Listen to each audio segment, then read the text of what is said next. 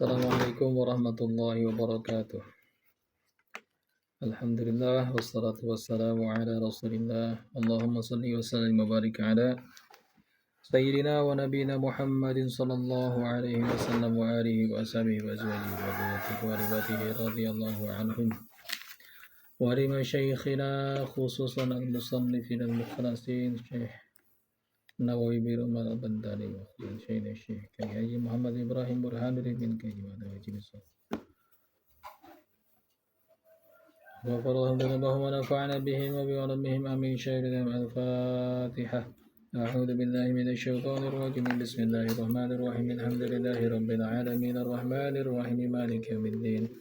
إياك نعبد وإياك نستعين. اهدنا الصراط المستقيم صراط الذين أنعمت عليهم غير المغضوب عليهم ولا الضالين. رب اغفر لي. آمين. اللهم نور قلوبنا بنور هدايتك كما نورت الأرض بنور شمسك أبدا أبدا يا ذا الجلال والإكرام برحمتك يا أرحم الراحمين. اللهم اغننا بالعلم وزينا بالحلم وأكرمنا بالتقوى وجملنا بالعافية. اللهم إنا نسألك علما نافعا ورزقا طيبا وعملا متقبلا يا كريم يا ذا الجلال والإكرام. أعوذ بالله من الشيطان الرجيم. بسم الله الرحمن الرحيم. قال المصنف رحمه الله تعالى ونفعنا به وبعلومه إلى أن قال.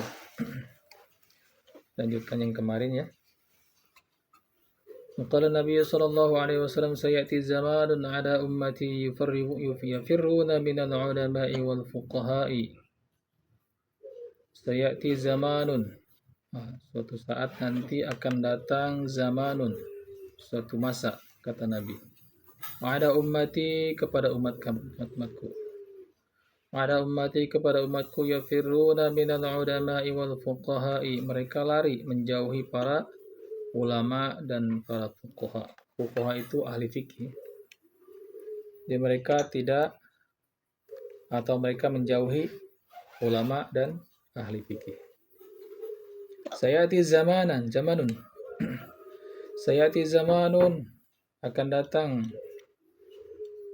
suatu masa ala ummati, atas umatku, yafirruna minal ulama'i wal fuqaha'i, yang mana umatku ini lari daripada atau menjauhi para ulama dan fuqaha. Fayabtarihimullahu bi thalathi baliyatin, maka Allah menurunkan 3 macam musibah kepada mereka. Akibatnya, jadi akibat. Sebabnya apa? Umat Nabi menjauhi para ulama dan fuqaha. Maka Allah uji mereka dengan 3 macam ujian, balian, atau misalkan musibah. Fayabtarihimullahu bi thalathi baliyatin. Allah timpakan kepada mereka 3 macam musibah. Ulaha, yang pertama, yarfa'ullahul barakata min kasbihim. Yang pertama, Allah akan mencabut keberkahan dari rezeki mereka. Barakata min kasbihim, dari apa yang mereka usahakan, kasab-kasab mereka. Jadi kurang terus. Gaji 1 juta kurang. Gaji 2 juta kurang. Pendapatan 5 juta kurang. Pendapatan 10 juta kurang juga. Berkahnya dicabut. Berkah itu cukup. Ziyadatul khair, bertambah-tambah kebaikan. Nah, kalau misalkan kita dulu misalkan zaman gaji 1.200.000 cukup gitu. Untuk bayar kontrakan, beli beras, segala macam cukup. Ya Allah, kalau saya gaji 2 juta, saya bisa nabung 800.000, bisa nabung 300, bisa untuk dia hidup. Kalau Allah beri 2 juta, kurang juga itu. Malah kurang ya. Terus. Kalau berkah itu dia sedikit tapi cukup. Sedikit dia terlihat tapi cukup, itu berkah. Ziyadatul khair, bertambah-tambah kebaikan. 3 triliun masih kurang juga. dikasih gaji 60 juta sebulan, kurang tuh pejabat tuh. Maka diambillah harta yang tidak halal bagi mereka, sering korupsi 3 triliun, 4 triliun, 195 triliun Pertamina, 370 sekian triliun tambang itu apa tuh kemarin tuh. Nah, itu karena di dalam hatinya kurang. Sebab paling pertamanya mereka meninggalkan para ulama, menjauhi para fuqaha. Sebab ulama ini mereka adalah warathatul anbiya, pewaris para nabi. Dalam sabda Nabi sallallahu alaihi wasallam, akrimul ulama, kata Nabi, muliakan oleh kalian para ulama. Fa innahum warasatul anbiya. Maka sungguhnya para ulama ini pewaris para nabi, pewaris para nabi. Faman akramahum faqad akramallahu wa rasulah. Barang siapa yang memuliakan para ulama, maka mereka benar-benar telah memuliakan Allah dan Rasulnya. Nah, kita tahu Nabi Muhammad itu dari siapa? Dari ulama kan? Ulama pengarang kitab seperti misalkan Imam Tirmidzi, ulama itu ulama hadis, menghimpun kitab-kitab, menghimpun hadis-hadis Nabi tentang bagaimana ciri fisik Nabi, apa yang mau dilakukan, bagaimana cara Nabi makan, tidur, bagaimana cara Nabi tidur. Dihimpun dalam Syama'il Muhammadiyah. Jadi kitab itu, kita kenal Nabi itu dari mereka, dari guru-guru kita para ulama, kemudian ke guru-gurunya, guru kita, terus ke atas sampai ke para ulama mujtahid, dari mulai mujtahid fatwa, kemudian mujtahid tarjih, kemudian mujtahid mutlak, kemudian para tabi'in, kemudian para mujtahid madhab tabi'in, kemudian para sahabat, kemudian ke baginda Nabi SAW. Itu dari berturun-turun disebut dengan isnad atau sanad. Kenal Nabi itu dari mereka. Sekarang baca aja buku langsung. Nah, bagaimana menafsirkan itu? Bagaimana cara kita menafsirkan hadis-hadis tersebut? Kadang kalau baca tuh bingung, kalau lihat lalu dengan ulamanya itu, lihat ulamanya langsung, mereka langsung amalkan. Sebut dengan al-ulama'ul amilin, ulama yang mengamalkan ilmu-ilmunya. Gitu ya. Yang pertama itu. Wathaniyatu, dan musibah yang kedua, yusallitullahu ta'ala alaihim sultanan zaliman. Yusallitullah, Allah akan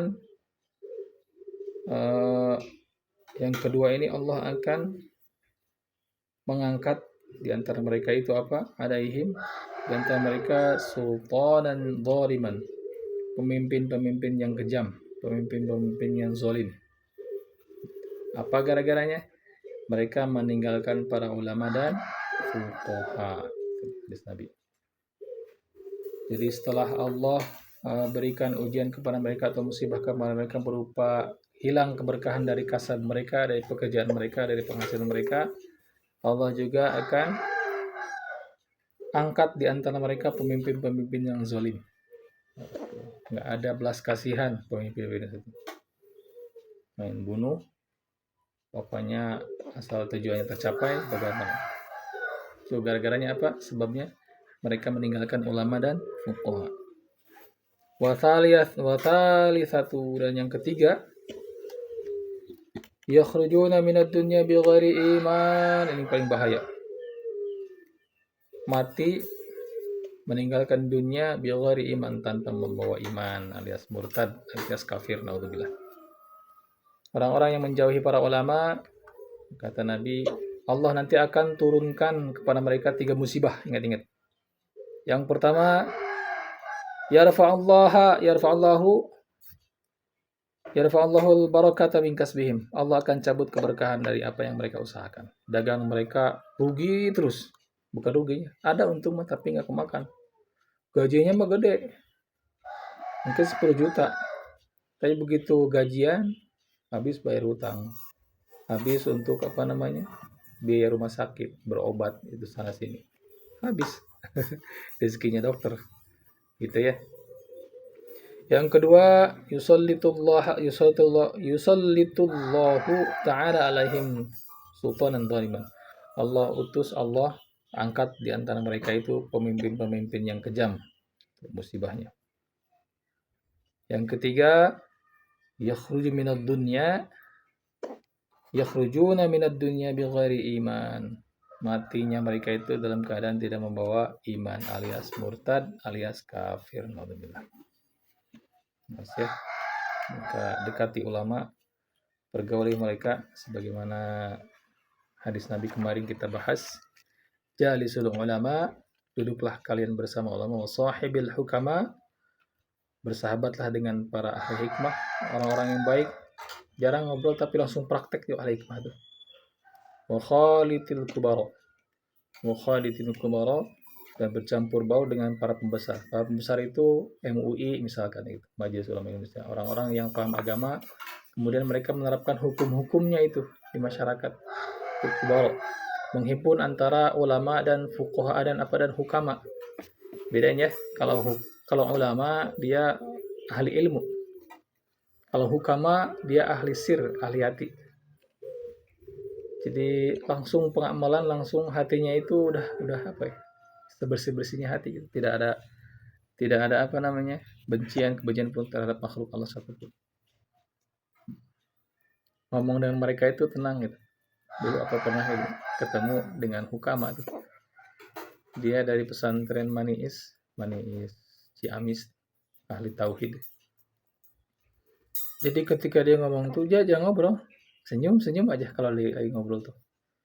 Dia menyamar jadi santri mungkin, ikut mondok, bukan mondoknya, kalau ngaji dia datang.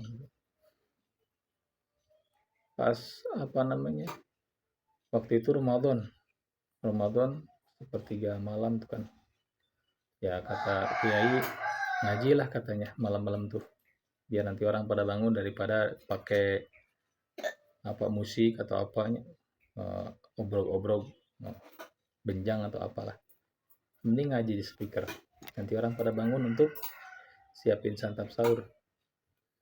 Dia udah duluan di masjid, udah duluan sholat gitu, atau buka mic-nya kemudian nyalakan, baru bismillah dia ngomong apa itu, mau ngaji weh, tuh kudu pakai speaker. Omongannya sederhana tapi dia menghujam hati itu. Wah, masya Allah. Iya juga ya. Ingat terus sampai sekarang. Pas siang ketemu, dia lagi zikir, ketemu. Tadi malam ada apa? Ini kan perintah dari kiai, gitu. Iya banyak katanya yang ngaji tapi dia tujuannya untuk dikenang orang, untuk didengar orang. Hilang semua pahalanya. Saya mau kasihan sama itu. Wah, apa nangis di sana? Kok bisa seperti itu ya? Bahasanya bahasa sederhana tapi kata-katanya itu menghujam. Wah, masya Allah. Itu ahli-ahli hatinya. Dia tahu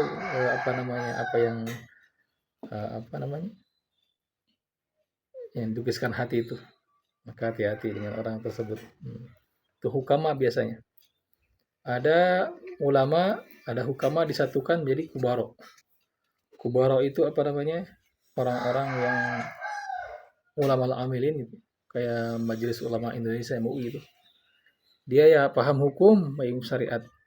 Juga dia mengamalkan hukum tersebut di masyarakat. Nah, bagaimana hukum ini, bagaimana hukum bank, bagaimana hukum riba, bagaimana hukum pinjol, bagaimana hukum jual beli online, bagaimana hukum pay trend, bagaimana saham gitu. Itu memutuskan mereka para ulama di Majelis Ulama Indonesia. Nah, itu disebut dengan kubaro kalau zaman sekarang. Kalau zaman dulu lain. Kubaro ini dia menjadi hakim di kerajaan atau di kesultanan. Hakim dia. Jadi memutuskan hukum. Nah, dia nanti yang menjelaskan perkara-perkara yang bertikai antara muslim dengan muslim, muslim dengan kafir zimmi dan sebagainya. Nah, itu dia. Itu kubaro ya. Itu dia. Jadi hati-hati. Kata Nabi, nanti akan datang suatu zaman, sayati zamanun ala ummati yafirruda binal ulama'i wal fuqaha'i. Umatku ini akan menjauhi para ulama dan para fuqaha. Nggak mau pesantren sepi, masjid-masjid sepi, pengajian-pengajian sepi. Senangnya majelis zikir. Bukannya nggak boleh, boleh. Cuman lebih baik majelis ilmu dulu. Nah, ilmu dulu sebelum beramal. Majelis ilmu, majelis taklim sepi. Yang ramai itu majelis sholawat, majelis zikir, majelis hadroh, majelis dan sebagainya. Bahkan pengajian lebih ke arah tren sekarang. Ulama dijauhin. Pesantren-pesantren sepi, sekolah-sekolah agama mulai tidak diminati. Sekarang belajar teknologi. Orang-orang lari, orang-orang menjauhi para ulama dan fuqaha ahli fikih. Gampang katanya di YouTube.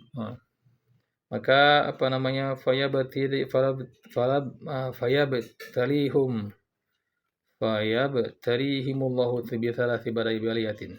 Allah akan timpakan kepada mereka 3 macam musibah. Yang pertama tadi apa? Yang pertama, yarfa'allahu al-barakata min kasbihim. Allah angkat keberkahan daripada apa yang mereka usahakan. Perniagaan mereka, perdagangan mereka. Yang kedua, yusallitullahu ta'ala alaihim sultanan zaliman. Allah angkat di antara mereka pemimpin-pemimpin yang zalim. Nggak tanggung-tanggung itu, pokoknya yang penting saya kenyang, saya makmur.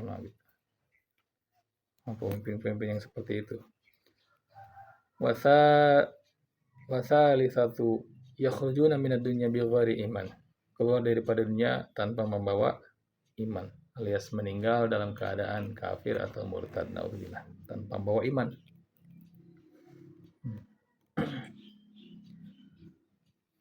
Riwayat Abu Bakar Siddiq radhiyallahu anhu, ya Abu Bakar Siddiq radhiyallahu anhu, dia berkata, man dakhala al-qabra bila zadin faka'annama rakibal bahra bila safinatin. Tujuan daripada ibadah ini adalah apa? Akhirat, negeri akhirat. Karena perlaluan hidup ini kan bertahap-tahap. Dulu kita pernah di alam ruh, udah dilewatin tuh. Terus kita di alam rahim pernah tuh. Teteh 9 bulan 2 hari, kakak adik 9 bulan berapa? 9 bulan 5 hari itu. Di alam rahim itu namanya hidup.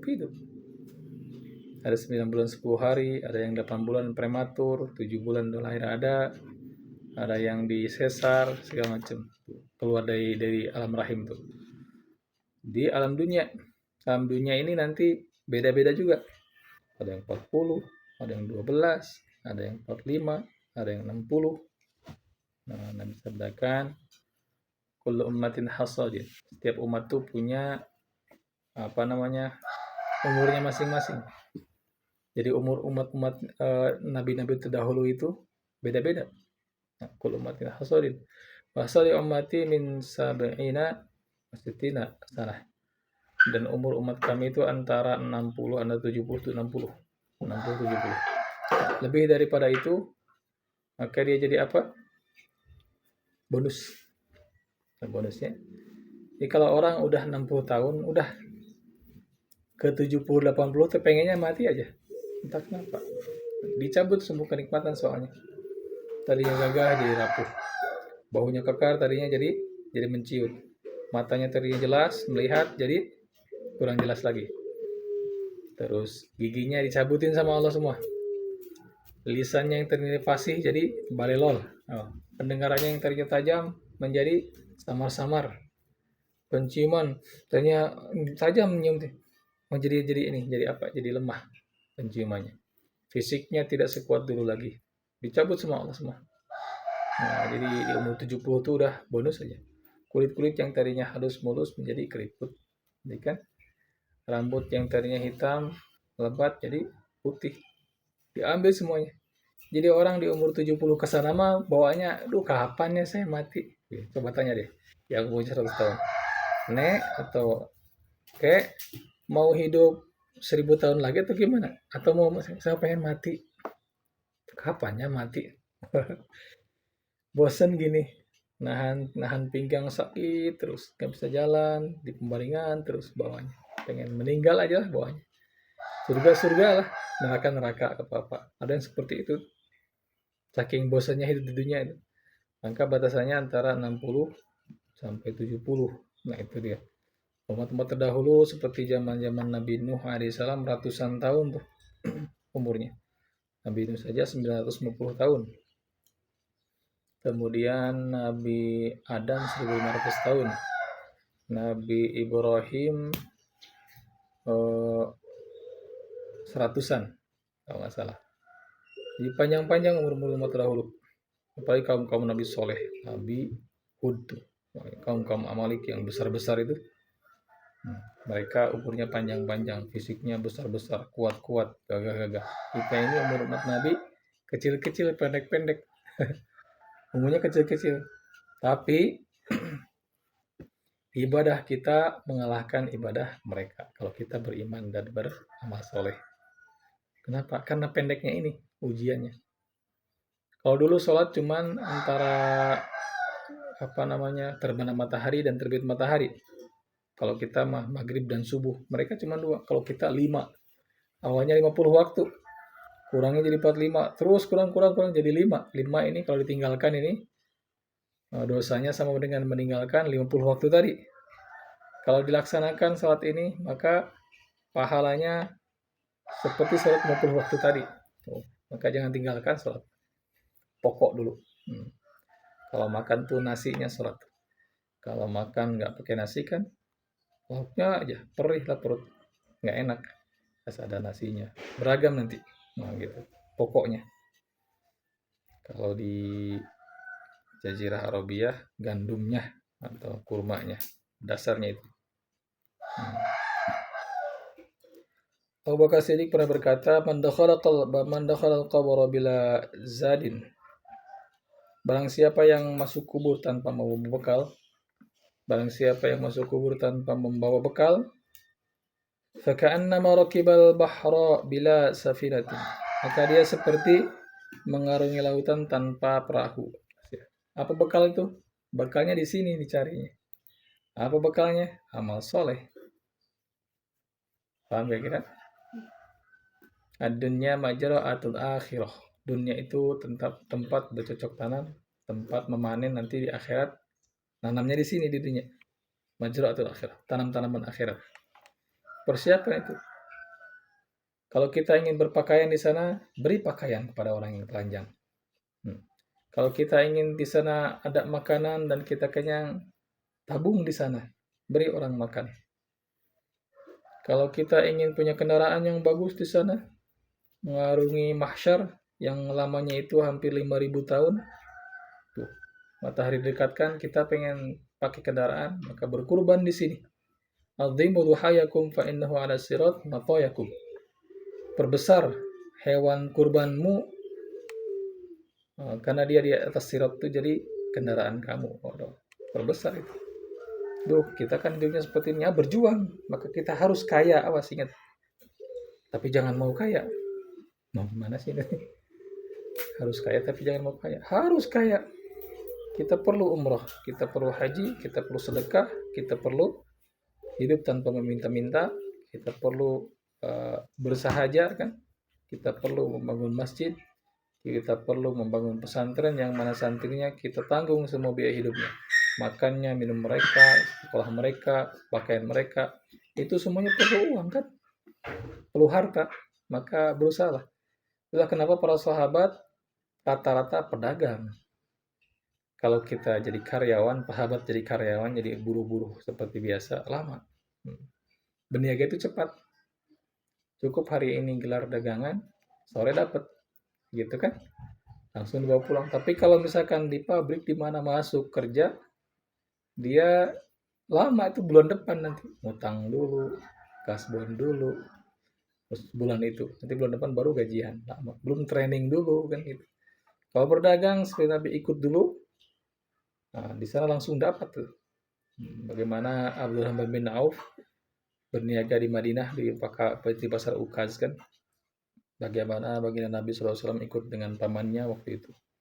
Nah, berniaga. Dan siapa yang masuk kubur atau mati bila zadin tanpa bekal, faka'annama rakibal bahra bila safinatin. Maka dia seperti mengarungi lautan tanpa perahu. Berenanglah sok. Kelelap langsung. Nah, kalau tidak tenggelam, dia tidak akan selamat kecuali diselamatkan oleh Allah Subhanahu wa taala.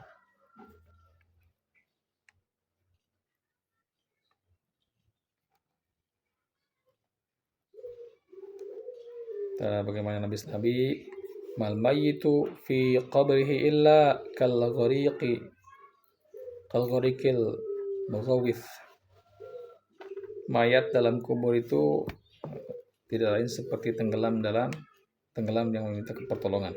Nah, wallahu a'lam bis-shawab. Allahumma inni na'udzubika min ilmin la yanfa wa na'udzubika min qalbin la yakhsha.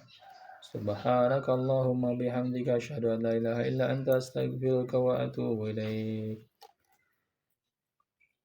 Assalamualaikum warahmatullahi wabarakatuh.